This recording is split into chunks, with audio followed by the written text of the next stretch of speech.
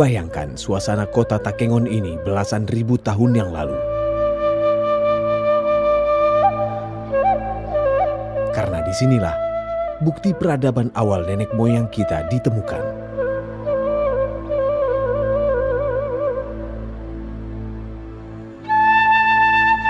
12.000 tahun yang lalu, mereka menyusuri bukit-bukit terjal ini.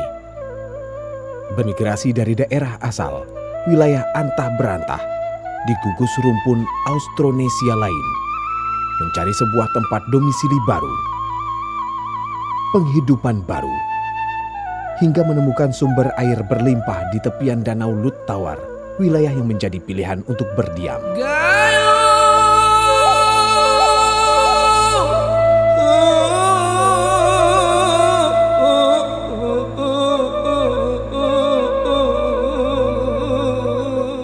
Dalam goa-goa yang lembab, dengan cahaya api sebagai penerang, mereka berburu, bercocok tanam untuk bertahan hidup, dan melewatkan hidup selama generasi ke generasi, selama ribuan tahun lamanya, dengan cara yang sama.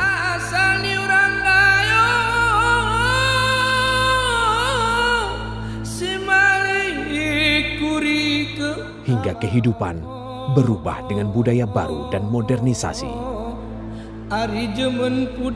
Siapa yang dapat menyangka bukti asal mula kehidupan masyarakat pada masa prasejarah ditemukan di sini.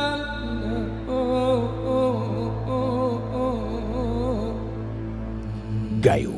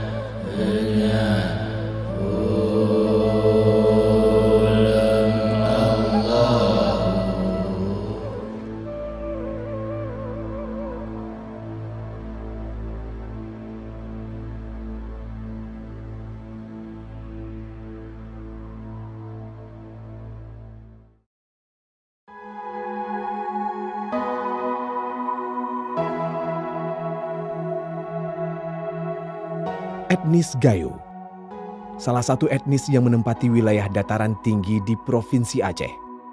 Salah satu wilayah dengan topografi indah berbukit di ketinggian 1.200 meter di atas permukaan laut, beriklim sejuk, hingga selain menjadi sentra penghasil tanaman seperti buah dan sayuran, juga menjadi salah satu daerah penghasil kopi Arabica terbaik di Indonesia, yang bijinya menjadi pilihan bagi retail kopi terkenal dunia. Bahasa Gayo adalah bahasa yang dipakai sebagai bahasa sehari-hari oleh suku Gayo. Bahasa Gayo termasuk kelompok bahasa yang disebut Northwest Sumatra, Barrier Islands, dari rumpun bahasa Austronesia yang juga mempengaruhi beberapa daerah lain, khususnya di Sumatera. Perang dunia deh. Coba bukunya, ada kayak buku ini. Halaman 9. Soal ini nggak ke Kenny buah mana? Pokoknya ke buatannya. Kamu ngomong nggak ke? Ya. Tanah Gayo meliputi pusat pegunungan Bukit Barisan bagian utara. Wilayahnya terpotong-potong oleh punggung-punggung bukit. Punggung bukit dimaksud merupakan hulu-hulu sungai besar dan penting seperti Krung Pesangan, Jambu Aye, Tripa, Tamiang, dan Sungai Perlak dengan beberapa anak sungainya. Bicara tentang rumpun Austronesia, ada hal yang menarik tentang Gayo dari konteks arkeologis. Sebuah penemuan yang menunjukkan siapa nenek moyang orang Gayo sebenarnya. Orang-orang Gayo ternyata memulai peradaban pada masa sangat awal. Tidak jauh berbeda pada masa munculnya peradaban lain yang lahir di wilayah Sumatera. Ada beberapa penemuan situs arkeologi di wilayah Gayo dari periode Mesolitikum atau zaman batu pertengahan hingga masa pertengahan Masehi. Tidak banyak yang mengetahui bahwa orang Gayo adalah salah satu peradaban terawal di Sumatera yang mampu dicatat oleh penelitian. Sebagaimana yang kita ketahui bahwa peradaban di Sumatera sebagai sebuah kesatuan wilayah telah ada sejak 75.000 tahun sebelum Masehi, dimulai dari erupsi Danau Toba di Sumatera Utara. Pada 9.000 tahun sebelum Masehi, serta Langkat dan Mendali pada sekitar 8.000 tahun sebelum Masehi. Di punggung bukit-bukit inilah jejak sejarah ini ditemukan. Sebagian besar berada di sekitar Danau Luttawar, danau kebanggaan masyarakat Gayo. Pada kegiatan survei arkeologi pada tahun 2009 di bagian belakang perbukitan ini diperoleh informasi adanya beberapa gua atau ceruk alam. Gua atau ceruk itu antara lain Gua Putri Pukes, Loyang Mendali di Kecamatan Kebayakan. Juga ada pula Loyang Kuru yang berada di wilayah administratif Kecamatan Luttawar. Sementara di bagian perbukitan lain yang agak jauh dari Danau Luttawar terdapat Loyang Batu di Desa Isak, Kecamatan Linge. Selain itu ditemukan pula puluhan gua atau ceruk lain yang berada di dataran rendah bukit atau di atas ketinggian. Belum semua gua-gua tersebut dieksplorasi. Setahun kemudian pada tahun 2010, Balai Arkeologi yang berkantor di Sumatera Utara mulai melakukan ekskavasi terhadap gua yang dalam masyarakat setempat disebut loyang. Hasilnya diperoleh sebuah penemuan yang kelak dapat menjelaskan tentang asal-usul masyarakat Gayo.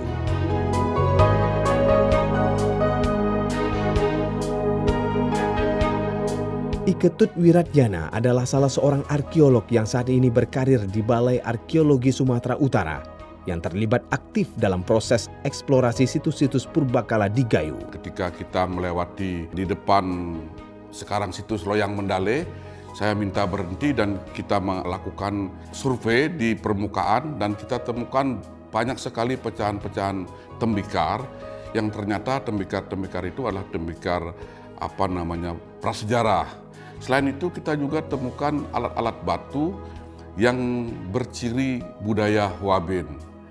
Jadi kita tahu bahwa budaya-budaya ini adalah budaya-budaya prasejarah. Nah, kemudian di tahun berikutnya barulah kita lakukan ekskavasi di Loyang Mendale. Situs pertama yang ditemukan oleh para arkeolog ini berada di lereng bukit Desa Mendali. Situs ini berada di kaki bukit dengan ketinggian 5 meter di atas tanah. Sekitar loyang ini terdapat kegiatan pertanian oleh masyarakat sekitar. Loyang ini menghadap ke selatan dan berjarak sekitar 500 meter dari sumber air, yaitu Danau Luttawar. Mengenai jarak dengan sumber air ini, para arkeolog sepakat bahwa pada masa dahulu, jarak dengan sumber air tersebut dapat lebih dekat dari posisi saat ini. Namun, kian menjauh dari Goa hunian yang diakibatkan oleh menyusutnya air Danau Luttawar sebagai proses dari perubahan iklim selama ribuan tahun. Sederet dengan Loyang Mendali, terdapat 4 ceruk lain yang berbujur ke arah tenggara. Ciri dari goa yang menjadi tempat hunian pada masa lampau adalah memiliki permukaan yang kering, tidak lembab atau gelap, terbuka agar cahaya dapat masuk namun tetap masih terlindung dari panas dan hujan. Situs Loyang Mendale memiliki syarat itu semua. Selain Mendale, sejauh 1,3 km, terdapat pula Gua Ujung Karang ini juga menjadi salah satu situs yang menyimpan begitu banyak penemuan penting tentang jejak manusia prasejarah di Gayo ini. Loyang Ujung Karang terdiri dari 2 gua dengan mulut cukup lebar, yaitu gua yang luasnya 7 kali 10 meter dengan sudut mulut gua maksimal 28 derajat. Gua kedua memiliki lebar 4,6 meter dengan sudut maksimal 32 derajat. Kedua gua tersebut kondisi lantainya kering dan datar. Hanya di bagian baratnya yang sedikit lebih tinggi, sehingga lantai gua melandai ke arah timur. Di depan mulut gua terdapat bongkahan batu sehingga tempat ini sangat nyaman untuk dijadikan lokasi hunian. Bongkahan batu itu membantu melindungi diri dari hujan, hembusan angin, dan sengatan matahari. Dalam proses eksplorasi yang dilaksanakan, berhasil ditemukan beberapa kerangka manusia prasejarah dan peninggalan lainnya yang berusia sekitar 8.000 tahun. Sisa manusia ini ditemukan pada kedalaman 60 cm dari permukaan tanah saat ini. Kondisi karang masih relatif utuh. Sebagian besar anatomi tubuhnya masih dapat diidentifikasi dan tak mengalami perubahan posisi. Balai Pelestarian Cagar Budaya Aceh adalah perpanjangan tangan pemerintah dalam melestarikan benda cagar budaya ini. Totok Haryanto adalah salah satu arkeolog dan peneliti institusi tersebut yang ikut terlibat dalam ekskavasi dan pelestarian peninggalan purbakala di Gayo ini. Saat pertama kali ditemukan di permukaan gua ini adalah berbentuk datar, dan salah satu hasil penggalian atau ekskavasi yang dijumpai adalah kerangka manusia ini. Kerangka manusia ini ditemukan dalam sebuah ekskavasi di kedalaman 60 cm dari permukaan tanah. Jadi pada saat ditemukan, kerangka manusia ini orientasinya adalah timur barat, dan juga nampak bahwa anatominya masih bisa kita identifikasi. Dari kerangka manusia yang ada di sini, kita masih bisa lihat bentuk tengkorak kepalanya yang bulat, kemudian masih ada gigi-gigi dan rahang yang masih lengkap, kemudian ada bentuk tangan yang dengan jari terbuka di sebelah tangan kanan dan kirinya, kemudian bentuk kaki yang terlipat ke dalam. Di sini juga dijumpai ada sebuah bentuk gerabah. Di sini nampak sekali bentuk gerabah, sebuah wadah yang dipergunakan, yang memang biasanya dijumpai untuk yang berfungsi sebagai bekal kubur.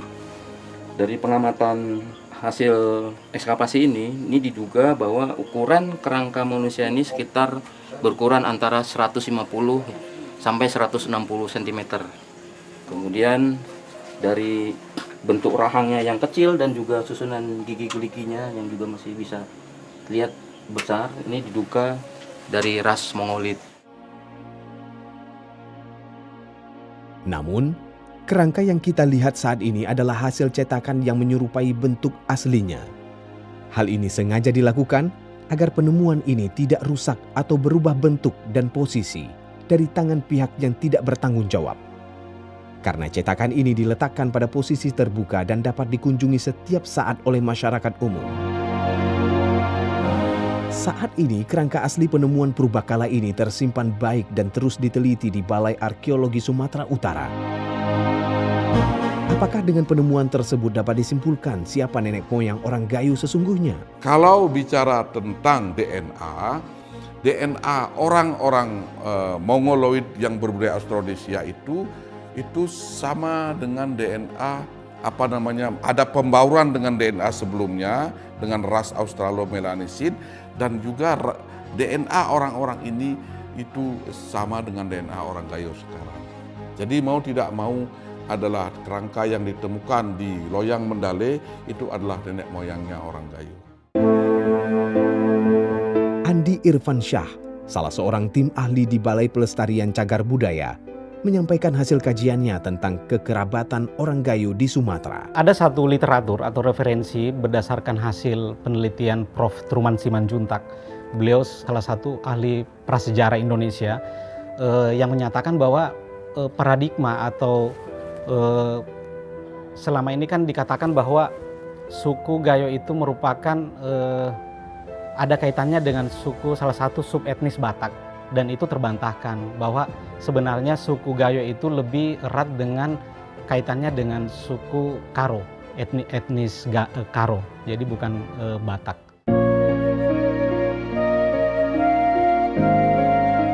Selain temuan kerangka manusia di 2 situs gua purba yang ada, juga ditemukan beberapa alat atau perkakas yang ditengarai menjadi alat bantu dalam keseharian masyarakat saat itu.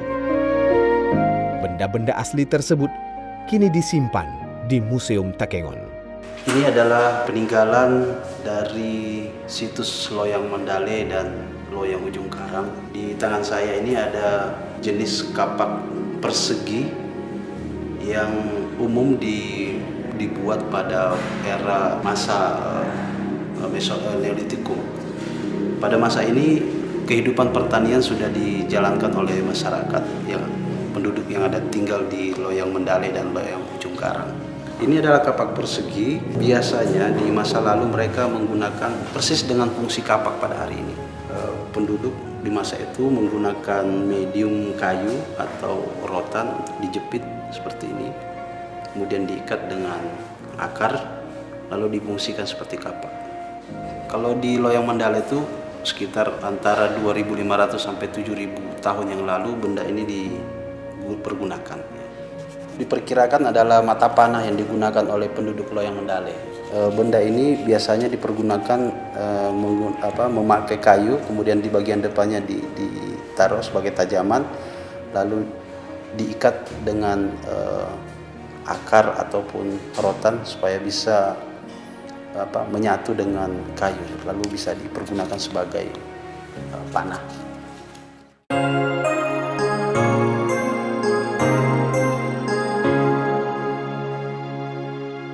Data arkeologis tersebut memberikan gambaran bagaimana orang-orang pada peradaban masa lalu di Gayo menjalani proses hunian dan budaya yang berlangsung selama ribuan tahun.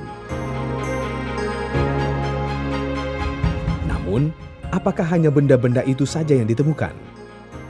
Atau ada kemungkinan akan ditemukan lagi benda lainnya yang terbujur di bawah tanah ini? Sebetulnya sudah diupayakan untuk mencari data lain yang selain keberadaan dari kedua kerangka ini, yang dicoba ke arah dalamnya berupa penggalian untuk mencari temuan arkeologis lainnya, namun dinyatakan sudah blank, tidak ada temuan lain.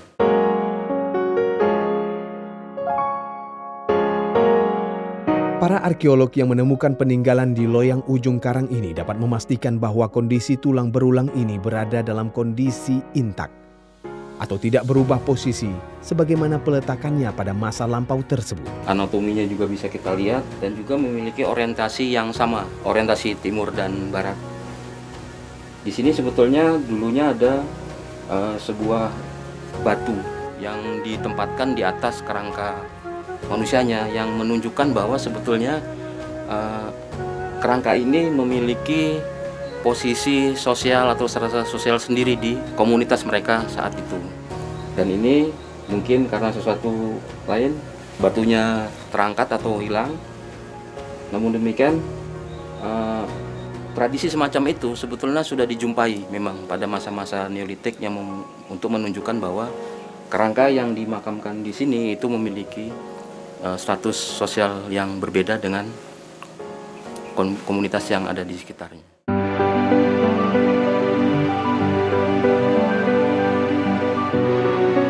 Siapakah orang-orang yang tertanam jasadnya di goa-goa ini dan pada masa apa mereka hidup di dataran tinggi Gayo ini? Data yang terhimpun itu kira-kira 8.400 tahun yang lalu.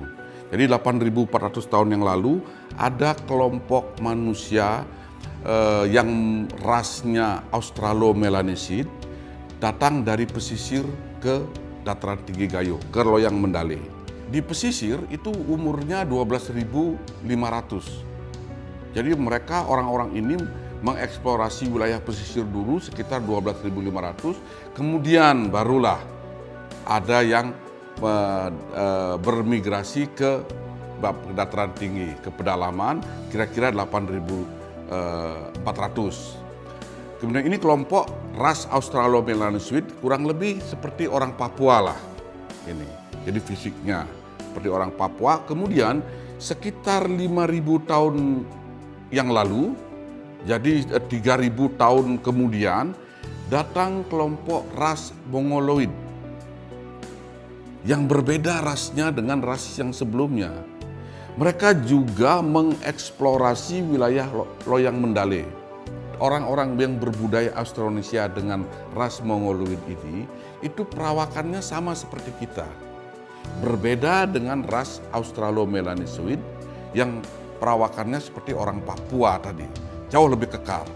Orang-orang Austronesia ini, orang-orang Mongoloid ini, itu perawakannya seperti kita. Rata-rata yang kita temukan di Mendale itu tinggi badannya tuh 160 sampai 170. Austronesia adalah rumpun bahasa yang sangat luas dipergunakan di dunia, yang membentangi dari Madagaskar, Asia Tenggara, hingga ke wilayah Pasifik mendekati Suriname di Amerika Selatan. Rumpun Austronesia inilah yang dipercaya menjadi nenek moyang ras terbesar masyarakat Indonesia.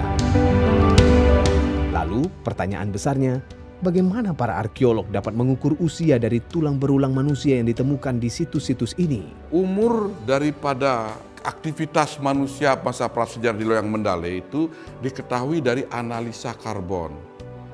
Jadi beberapa arang, tulang, hewan, apa yang kita lakukan analisis laboratorium itu menunjukkan bahwa mereka telah beraktivitas pada 8.400 tahun yang lalu. Kepastian umur-umur ini, jadi umur-umur ini bersifat absolut karena ini dilakukan di laboratorium. Kita lakukan analisis dan itu sampelnya itu berupa tulang hewan dan sisa pembakaran, abu-abu pembakaran. Nah, abu pembakaran inilah yang diukur. Kemudian diuraikan kembali, diukur untuk tahu kapan kira-kira abu itu, apa aktivitas yang terjadi pada abu tersebut. Pada dasarnya, kesamaan pada kelompok masyarakat yang menempati tanah Gayo ini membuat peralatan dalam mendukung kebutuhannya, seperti alat untuk memotong dan berburu. Mereka memanfaatkan barang yang ditemukan di lingkungan sekitar, seperti kayu, batu, dan juga sisa tulang binatang maupun cangkang. Selain mengenal peralatan, mereka juga telah mengenal api untuk mengolah bahan makanan dan memperkuat fungsi peralatannya. Hasil perburuan tersebut mereka olah dengan memanggangnya pada bara api. Perubahan terjadi pada 7.000 tahun berikutnya setelah kelompok pertama datang. Bukti-bukti arkeologi menunjukkan adanya kedatangan kelompok manusia baru yang merupakan kelompok manusia kedua yang bermigrasi ke wilayah dataran tinggi Gayo ini. Pendatang inilah yang merupakan kelompok penutur bahasa Austronesia tersebut. Mereka memiliki perbedaan dari postur tubuh. Lalu, bagaimana manusia prasejarah tanpa sarana sama sekali dapat melakukan perjalanan ribuan kilometer menuju tempat hunian baru ini? Dari mana mereka berasal? Dan dengan rute perjalanan mana mereka dapat sampai ke dataran tinggi Gayo ini? Keberadaan manusia dengan ras Mongoloid berbudaya Austronesia itu di Indonesia erat dikaitkan dengan teori migrasi out of Taiwan. Jadi teori itu menyatakan bahwa manusia ras Mongoloid itu diketahui berasal atau budaya Austronesia ini berasal dari Cina Selatan, kemudian bermigrasi ke Taiwan, dari Taiwan bermigrasi ke Filipina, dari Filipina menyebar ada ke timur dan sebagian ada ke Indonesia, ke Kalimantan, ke Jawa, dan bahkan ke Sumatera.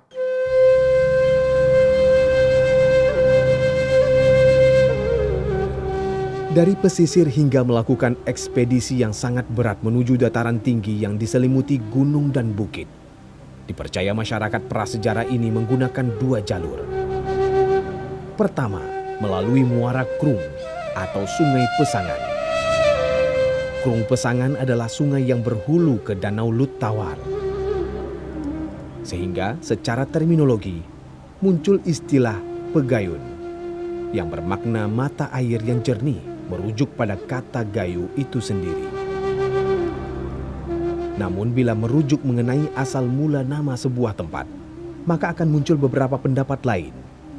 Biasanya adalah informasi yang dipercaya turun-temurun, ataupun hanya berasal dari legenda dan dongeng-dongeng yang ditafsir menjadi fakta oleh siapa yang mendengar dan menyenanginya. Kedua, melalui jalur sungai Jambu Aye. Namun jalur sungai ini dipercaya muncul pada periode peradaban lebih baru, yakni sekitar tahun 300 sebelum Masehi. pada masa migrasi terjadi akibat adanya pergesekan agresi kelompok Melayu muda dari Kincir dan Kamboja. Alasan masyarakat prasejarah ini bermigrasi selain dari akibat pergesekan serta konflik yang terjadi di daerah asal adalah latar belakang ekonomi, yaitu ketika masyarakat yang bermata pencaharian mencari ikan dan bercocok tanam tersebut memutuskan untuk menelusuri wilayah-wilayah baru yang subur untuk mengembangkan pertanian mereka dengan cara menelusuri sungai-sungai hingga jauh ke pedalaman. Karena di Loyang Mendale sangat mudah mendapatkan bahan pangan. Guanya terbuka, terlindung oleh sengatan matahari, terlindung oleh hembusan angin, hujan tentunya, di dalamnya kering, ini sangat ideal, dan sumber pangan yang melimpah. Sumber pangan melimpah itu kita buktikan dari kita temukan puluhan kilo rahang ikan mas. Jadi kalau masyarakat setempat itu bilangnya ikan pedih. Artinya mereka sangat mudah mendapatkan bahan pangan. Bahan pangan melimpah itu menjadi alasan mereka memilih hunian yang ideal. Pada masa berikutnya, kelompok manusia Austronesia ini telah memiliki kemahiran membuat pola hias dengan cat warna merah pada peralatan tembikar mereka. Ada pula tembikar yang dihias dengan cara digores. Tembikar merupakan salah satu wadah yang digunakan sebagai tempat air, makanan, dan juga untuk kebutuhan religi. Semakin berkembangnya sebuah peradaban, maka dengan sendirinya terjadi pergeseran makna dari yang bersifat fungsional, perubahan peran menjadi kebutuhan estetika. Salah satu kelebihan lain dari kelompok kedua ini adalah mereka mulai menyadari pentingnya hiasan tubuh. Buktinya dengan adanya berbagai perhiasan-perhiasan yang dibuat dari bahan kulit, kerang, dan gigi hewan. Perhiasan dari kulit yang disusun menjadi manik-manik ini tidak hanya berfungsi untuk keindahan saja, tetapi juga dianggap mampu untuk menangkal serangan roh jahat. Manik-manik ini dibuat dengan cara melubangi tulang atau kulit kerang dan dirangkai menjadi gelang dan kalung. Ada yang menarik dari penemuan ini. Salah satunya adalah motif hias yang ditemukan pada gerabah di kedua loyang ini memiliki kesamaan dengan budaya yang melekat dalam kehidupan berbudaya masyarakat Gayo hari ini. Jadi ada satu sampel temuan motif hiasan pada gerabah atau motif hiasan pada pecahan-pecahan fragmen tembikar atau gerabah tersebut seperti motif jala. Jadi motif geometris jala itu ternyata juga ditemukan pada beberapa motif hias yang ada di Kerawang Gayo. Jadi itu bisa kita lihat ribuan tahun yang lalu masyarakat atau manusia pendukung kebudayaan yang ada di lingkungan Danau Lok Tawar itu ternyata sudah ada motif hias yang mereka tempatkan pada peralatan-peralatan penunjang kesehariannya. Pada masa ini, kelompok ini juga mulai memikirkan bahwa untuk mengisi perut tidak hanya berupa bahan makanan yang berasal dari daging semata, namun juga sudah divariasi dengan umbi-umbian yang ditanam di sekitar tempat tinggal mereka. Sama halnya dengan hasil perburuan, umbi-umbian ini juga dipanggang lebih dulu sebelum dikonsumsi. Lalu, pada akhirnya, bagaimana manusia masa lampau berprosesi kala terjadinya peristiwa kematian? Apa perbedaan ritual dengan yang kita lakukan saat ini? Pada saat melakukan penguburan akan dilakukan dengan membuat liang kubur berbentuk oval, sementara posisi mayat dilipat kakinya. Mereka dimasukkan ke dalam liang dengan menyertakan bekal kubur.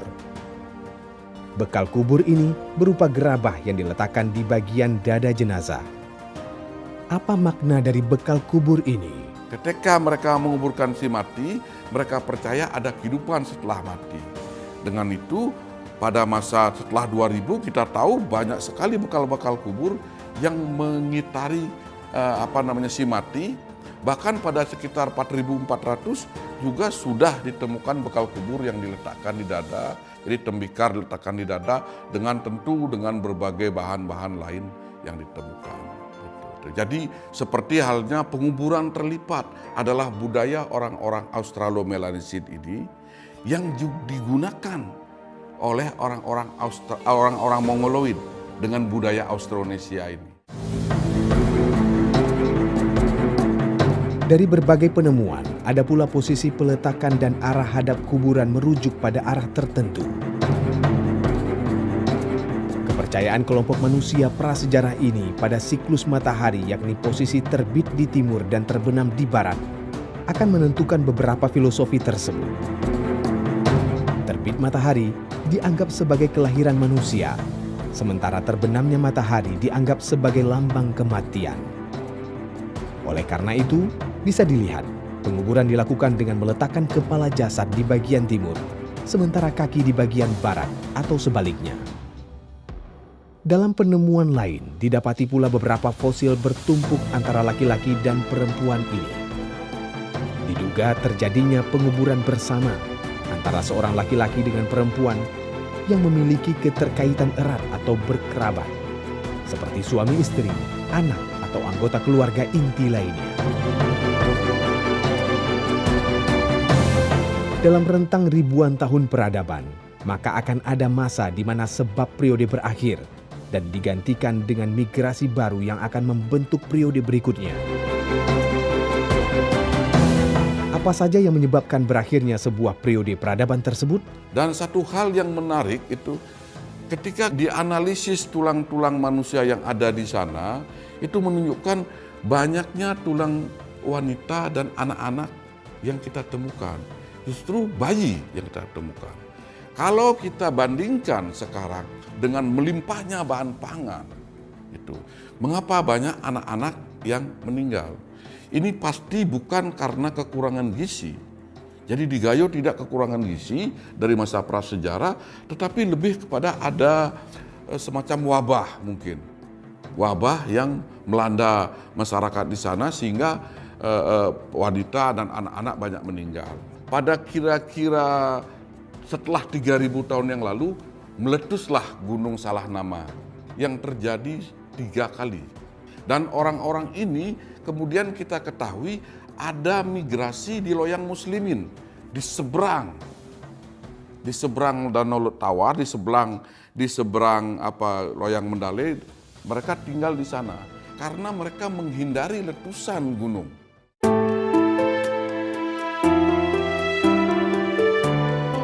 Ketiga kelompok manusia prasejarah termasuk para penyintas yang berpindah tempat, hidup bersama seperti melalui jalur perkawinan dan saling bertukar budaya.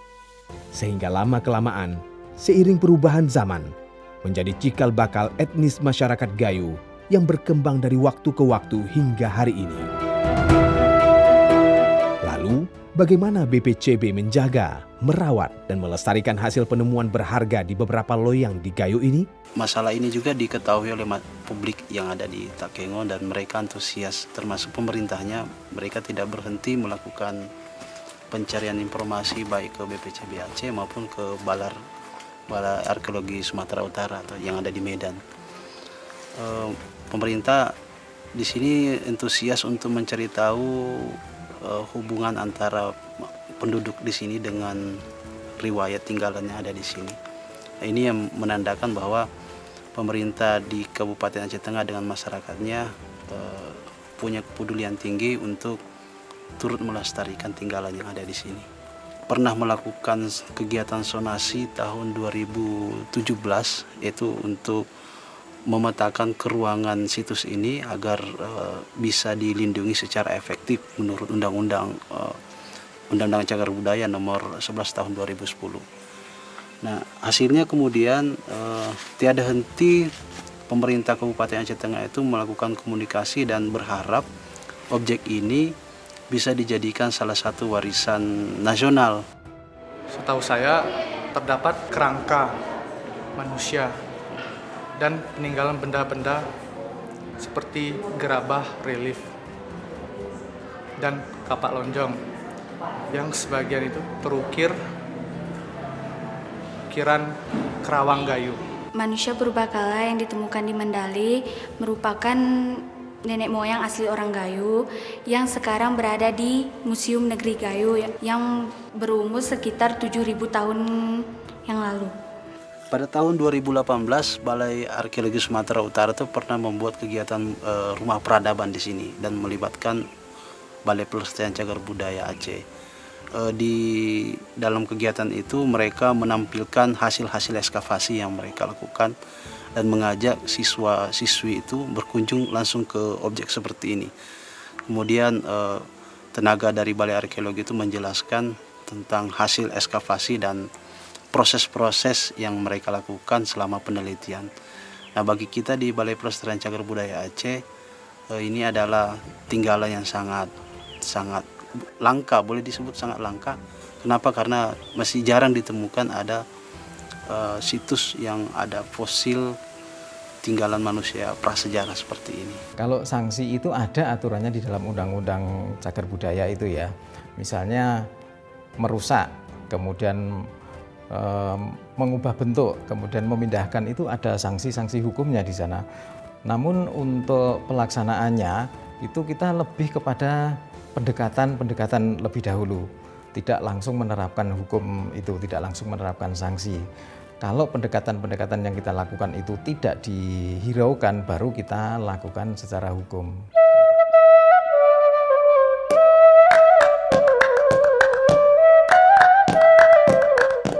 Evolusi terjadi sangat perlahan, dari fisik hingga pada kemampuan dan intelijensia manusia menuju taraf lebih baik.